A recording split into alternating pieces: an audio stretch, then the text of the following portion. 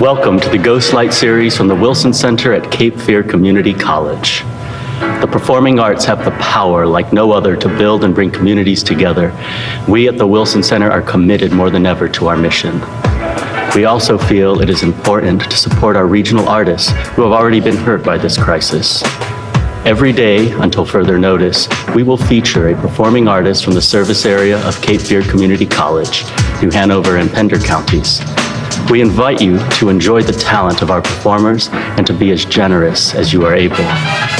You may donate using the link that you see by this video, and every week, the Arts Council of Wilmington and New Hanover County will share those funds evenly among the performers. I would like to thank our partners in this project, Rhonda Bellamy with the Arts Council of Wilmington and New Hanover County, and Kurt Wilson with WHQR Public Media. Please also share this program with performers that you may know in our region. The application and eligibility requirements are on our and the Arts Council's webpage. I pray that you and your family stay safe, and as always, thank you for being our guest.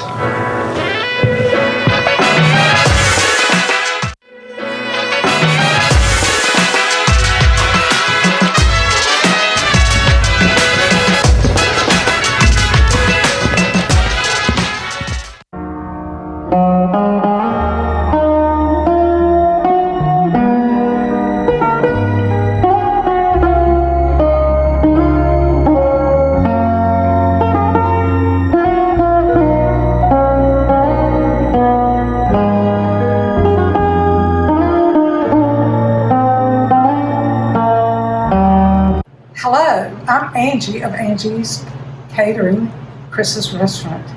We have been here as a family-owned operation for 40-some years at 17th and Dawson in Wilmington.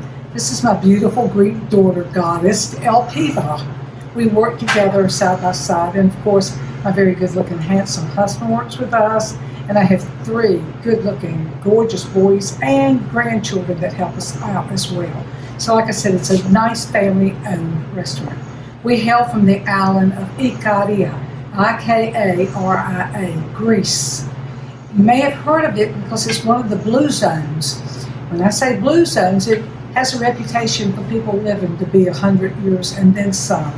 So if you really like us and we live to be 100, that's good news for you. If you don't like us, well, it's hard to get rid of us because we're here to stay for a while. Anyway, today we're going to teach you how to make Spanakopita. It can be done as an entree or it can be an hors d'oeuvre. You can talk for a minute. Eppy, talk to the camera. Spanakopita can also be done in the version of just tiropita, which is our cheese pie. Spanakopita is spinach and cheese. On the mainland and in Greece, they do also different versions of pita, and we call it a pita, because they do it with a lot of vegetables. It's called a hotaropita, where they take different vegetables and make it. And they also make their own phyllo in Greece many times. Here in America, we've been transformed over the years, and we have phyllo that you'll buy in the grocery store, which we will be demonstrating our Spanakopita with today. But our Greek recipe books also offer that feature that you may make your own pita, phyllo, out of dough. But we're not. Got it? So having said that, it's basically a very simple menu or items for this menu. It's feta cheese, it's spinach, we need some onions and eggs and salt and pepper, and I've got a little bit of cream cheese softened right here, and a few eggs.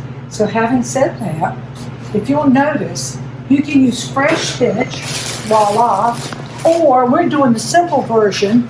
We've done frozen chopped spinach, and I've already thawed it, and I've put it through a strainer and pressed the water out so it wouldn't be too watery.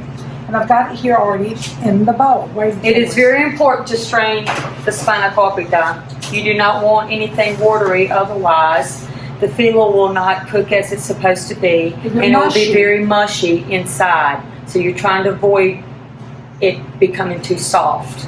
All right, having said that, the first thing I did in preparation for this is I went ahead and got a piece of feta. A lot of times the feta is soft enough that it'll crumble. A lot of times the feta that I buy is commercialized and it's not the crumbling kind. So in order for me to get the right consistency, I actually just grate it. And I got a bowl right there, grated feta. Voila. This is what you get, grated feta. It makes it be able to be mixed a little bit nicer. If you buy feta in the grocery store in the brine, and the brine is good for feta because it keeps it and the flavor the way that it should be. But you will want to drain the feta as well. You do not want it watery. And another thing, if you drain it and you think the feta is too salty, you can always rinse it with a little clear water and just kind of squeeze it. Then you crumble it in a bowl and you're ready to go. But I've already grated our feta, and this is approximately a pound of feta cheese, and this is approximately 2 pounds of spinach. So I'm doing about a whole pound of feta cheese. Now, I'm going to go ahead and kind of mix that up a little bit. And while I'm mixing, Miss Eppy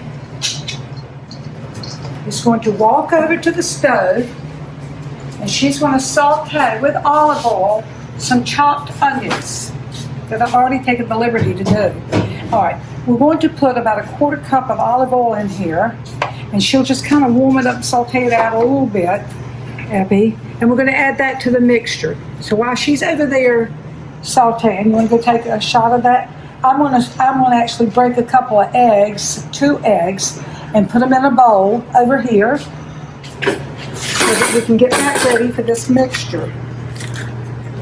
Now, if you end up using the fresh spinach, just take it, rinse it, and chop it real fine on a cutting board.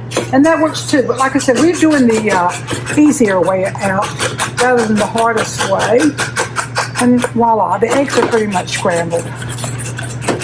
Okay. Pour that right into here. And I've got approximately a pound of cream cheese. We get the long loaves of cream cheese. So I've already cut it. And to make it easier for me to get it mixed up, I kind of stuck it in the microwave for about a minute. I didn't over microwave it, I hope. Just to you see how soft that is? That's so much easier than when you take it out of the pack and it's hard as a rock and you're trying to deal with it. Having said that, I'm mixing away and we're waiting for Eppy. And while we mix a little bit here and a little there, I'm going to throw about a teaspoon of pepper, which has been measured out, and a little bit of salt, another teaspoon or so of salt. It smells so good. Nothing like a nice Spanakopita. We love it. You could, like I said, you can eat it as the entree and make bigger pieces, or you can do it, show you how to make some triangles, and you can also do it by way of the pan, and once it's all in the pan with the phyllo and all, then you cut it into squares and as big as you want it, and voila, you've got it. So, here we go. Nice mixture. Pull the shirt sleeve up a little bit. Eppy, how are those onions coming along? Away. Okay. Coming? Okay, go ahead, you'll see. Go ahead, pour in. This is why it's nice to have an assistant, but if you didn't, it still doesn't matter because this is so easy to make. This is a one-person job, but with me at my age, it's always nice to have 2. On a side note, I've made Spanakopita also, where I have taken the fresh spinach after chopping it and added it to my onion and olive oil mixture and sauteed it together and then added it back into the mix. If you could only smell what you see on this film, you would know how great this is. Okay, now what I need, El Pivo, come over here, is we're going to open the phyllo.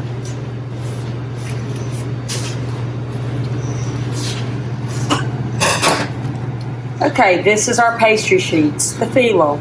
We're using Contos brand, but it's a commercial brand and we special order it in for our establishment. But most phyllo can be bought in the grocery store. Harris Teeter sells it, and I'm sure several other grocery stores in the area. So you buy it, it comes packaged, it's rolled, it's kept sealed because it keeps the moisture in. The If it's The not one kept thing that sitting, you it gets want too to- dry. Right, it dries out. You don't want to use phyllo if it's been dried out.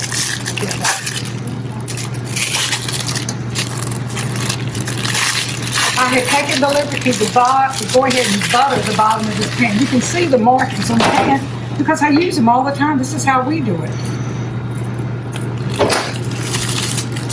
Okay. So you Now- see when we open the phyllo, how it comes out, it's rolled, and the sheets are already prepared to go into the pan. All right. What I do, and don't worry if it breaks apart, don't mean a thing. You just keep working around it. It doesn't have to be on every single. Now see, this is fresh, but it leaves something to be desired. Not always, the phyllo doesn't always come out perfect, but I can work around it. And even if it's in pieces, when it bakes, it'll bake beautifully. All right, so basically I've got 2 pieces down, even though they're 2 half pieces. All right, I want about 8 on the bottom. 8 layers. That's what we're referring to, about 8 layers. And I'm just folding, I'm not cutting. In the old days, I would take a knife and measure and make sure I had everything just perfect. This doesn't have to be perfect. It has to have a good taste, and it will bake perfect. So we've got 2, 4. This is going to equate to 6. Once again, my goal is 8 pieces.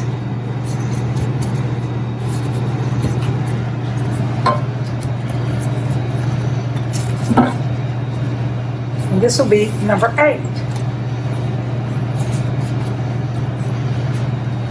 Even if it's just junk pieces, I just throw it in and fill it up. All right. This is approximately 8 pieces. 8 layers, even though it's more like 4 pieces folded twice. All right. Eppy, put some in. All right, that's good. Now spread it out. You want to try to spread it evenly in the pan. Absolutely. No different than if you were making a cake or a pan of brownies or whatnot. We're trying to get the mixture You might need this if evenly you distributed. need to put a little bit more, go ahead. You can add or you can take away. Preference is to add, not take away. And when you're making it in a large pan style as we call it, the filling tends to be a little bit more. It can be as thick as you want it to be, or not. How does that feel? Good? Right. Great. It gives you Now, about a good solid inch. let me tell you what I do next. I take the brush and I add some of that butter across this mixture. Now, why do we do that? I'm going to tell you why we do that. So that it'll hold the pastry shell, the pastry piece, not shell, Layer on phyllo. the layer, fine, on, and it stays a little bit nicer. Okay, so once again, I'm going for approximately 8 pieces. Now, if you'll notice, it didn't do very good right there. So what I'm going to do is I'm going to take this, hopefully, kind of fill in the gap through here and pull this back over, straighten it out, and I could leave this piece hanging. You may brush heavy. And I'm going to go ahead and fold that back in, brush.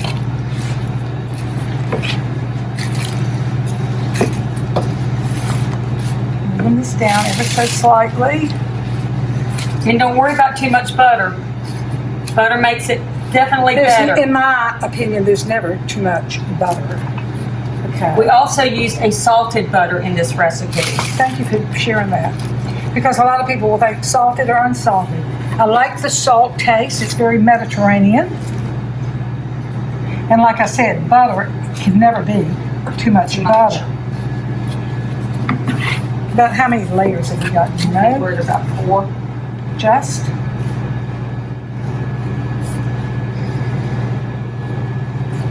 And like I said, it doesn't matter if it's broken or whatever, because when it bakes, it all bakes together. You will never know that. That's You'll the never know beauty it. of phyllo Phyllo. dough. And we use phyllo for a lot of recipes. A lot of Greek pastries are made with phyllo, such as baklava. Let's do this and get it a little bit extra over here on this edge. Now, if you make Spanakopita or Tiropita or the other versions with homemade phyllo, you really will only need the one layer, because that Or phyllo two. dough or two It's so thick. tends to be thicker. Now don't get too carried away where it's too hard to work with. I mean, you don't need 20 pieces across the top. All right, I think this will be a This is going to be my concluding. last. All right, go ahead.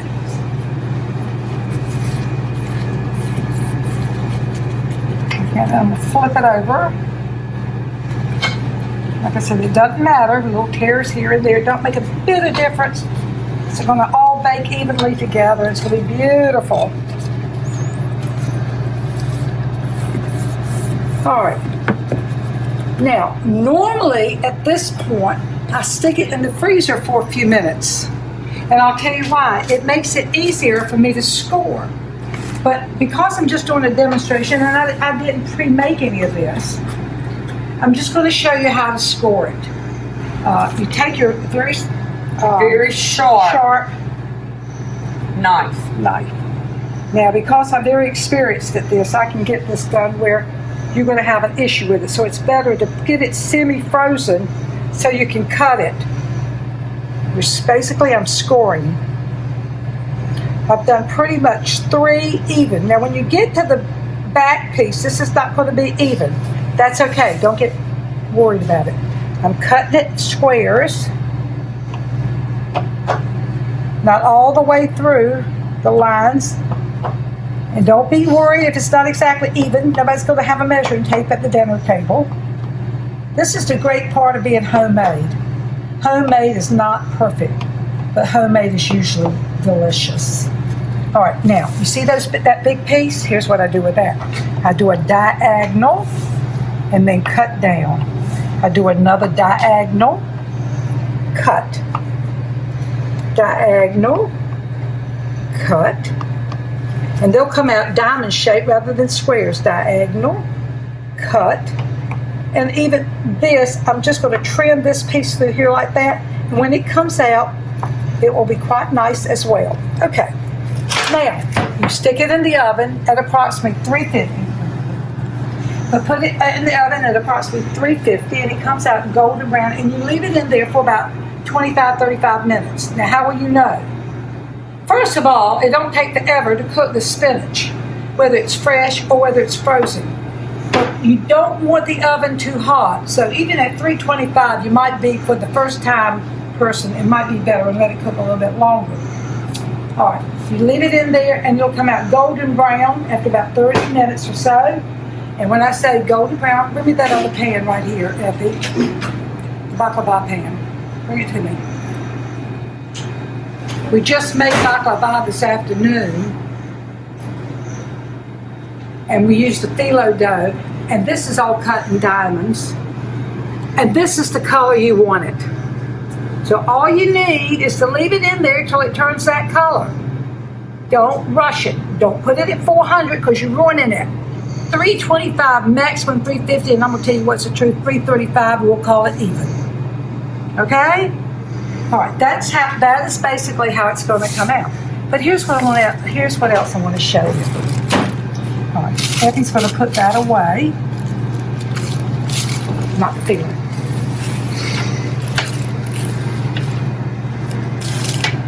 Here's what I want to show you.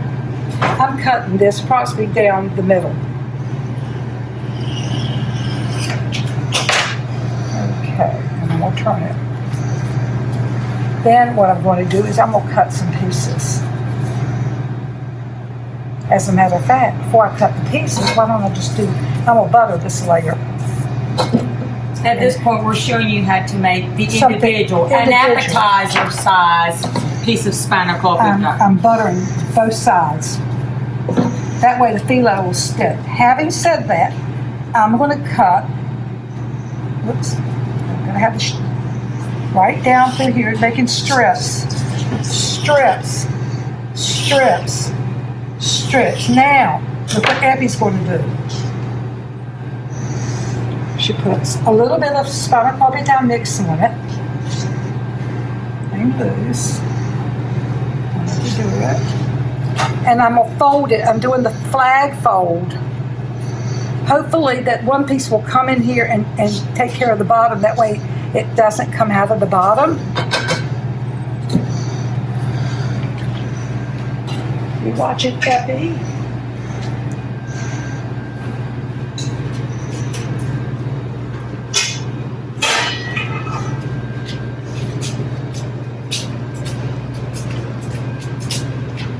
Okay, and I'm going to take a pan and put a little bit of butter in here, my favorite item, and I'm going to put this piece of Spanakopita in there.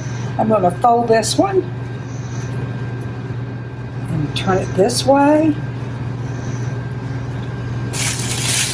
Get rid of it. I'm going to use some more. This way.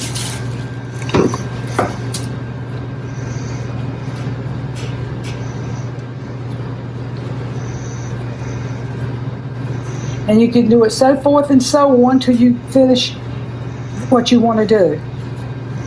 Alrighty. Then, loosen up. I'm going to put a little bit of butter. Say the whole pan is full.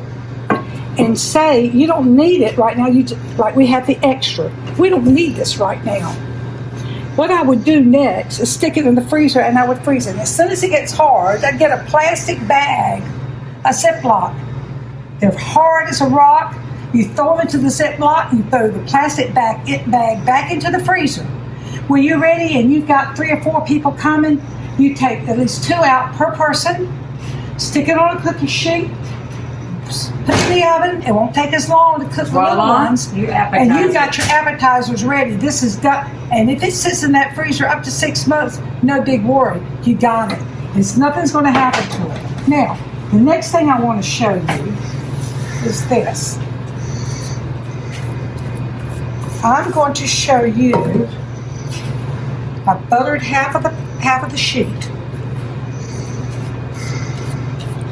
This is going to be dinner. Okay? This will be entree style. That's it, entree style. I like the word entree style. And this is how we prepare it when we serve at Chris's restaurant.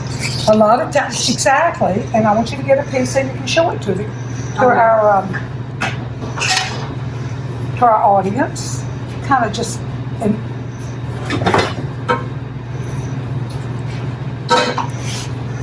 I did smaller versions.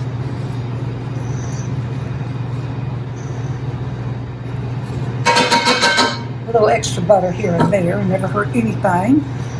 All right, and don't be scared of the phyllo. That's a big mistake. She brought me an extra pan, but I won't need an extra pan for this. I'm just going to pop it in here because this is just really for future reference. Let's get one more over here. In fact, that'll probably do it.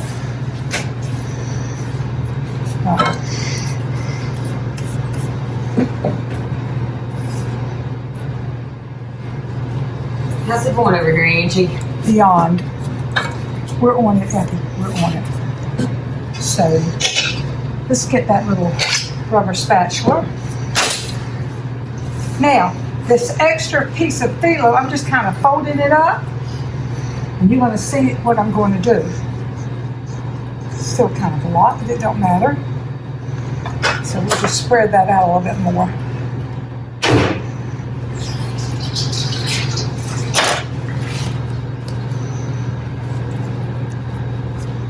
If you get proficient with phyllo, the deal is you can do anything you want. I'm turning these edges in a little bit.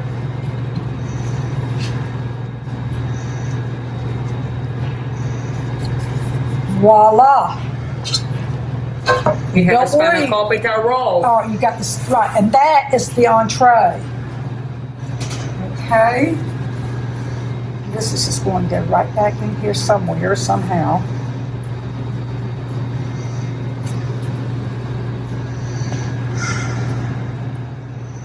And nothing, once again, it does not have to be perfect. Wrap it, and we're good to go. Now this, When baked off, this is how this is going to look. This is, we bake it off, and these are ready to go. And you slide them up, and here it is. You've got dinner. Dinner is ready. in a pinch, if you Right. have a bunch of those made, you can always cut them into smaller Sometimes pieces. I do that if I don't have any backup cocktail, and I just take the knife and I cut small pieces straight across.